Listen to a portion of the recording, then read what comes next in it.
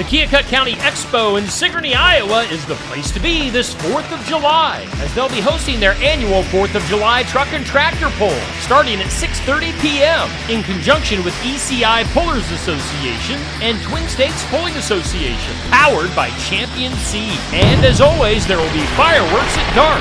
Spend your 4th of July evening in Sigourney, Iowa at the Keokuk County Expo with the Truck and Tractor Pull at 6:30. Hope to see you there.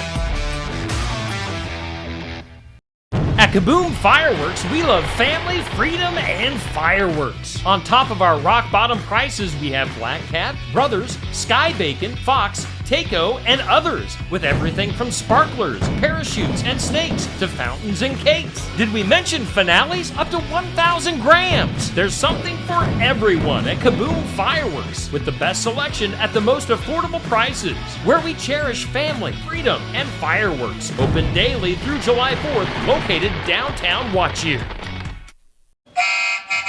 The Delta Firemen's Ball is Saturday, July 27th. You can enjoy food, live music, games, and more. There will be a poker run from 10 a.m. to 4 p.m. Keith Davis will be playing music from 6 to 9 p.m. For more information on the Delta Firemen's Ball, contact Jim or Fake Harry at 319-212-8772. The Delta Firemen's Ball is coming up Saturday, July 27th.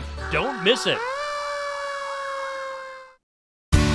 The silks hanging out of an ear of corn are critically important for harvest down the road. Stay tuned for a lesson in corn reproduction on Successful Farming Radio.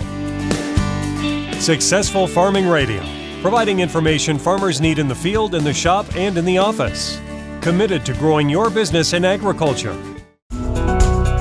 Get the latest ag news, markets, weather, and more when you sign up for today's news from Successful Farming. Register at agriculture.com/newsletter for today's news, the free Successful Farming e-newsletter. Once a day, you'll get an email packed with relevant news hitting the ag industry online and around the nation, along with the 3 big things happening today. Visit agriculture.com/newsletter to subscribe to today's news from Successful Farming. Check out our full lineup of Successful Farming podcasts. The Successful Farming podcast goes in-depth into the topics that affect farmers and ranchers. The 15 Minutes with a Farmer podcast offers a quick conversation between an editor and a farmer.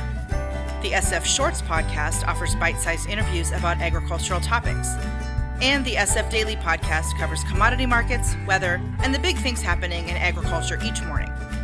Search for Successful Farming wherever you download your podcasts.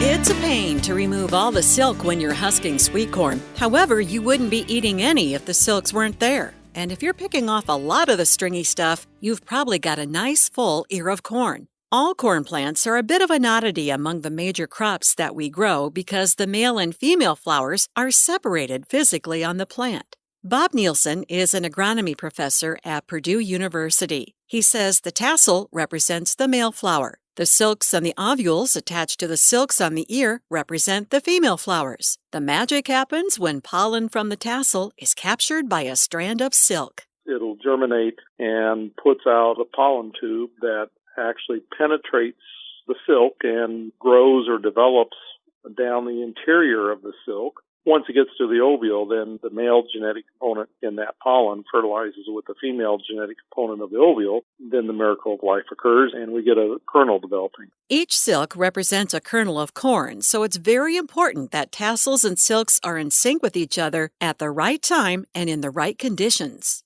If the silks emerge and there's no pollen, well, that's not good. And if the pollen begins to shed from the tassel before any silks are out, that's not good. And so that needs to be in synchrony in order to maximize the number of kernels that will eventually develop on the ear. Corn silk colors can vary from yellow to purple to red depending on the genetics, but all silks eventually dry up and turn brown. I'm Jody Henke. Learn more about corn silk and the pollination process at agriculture.com.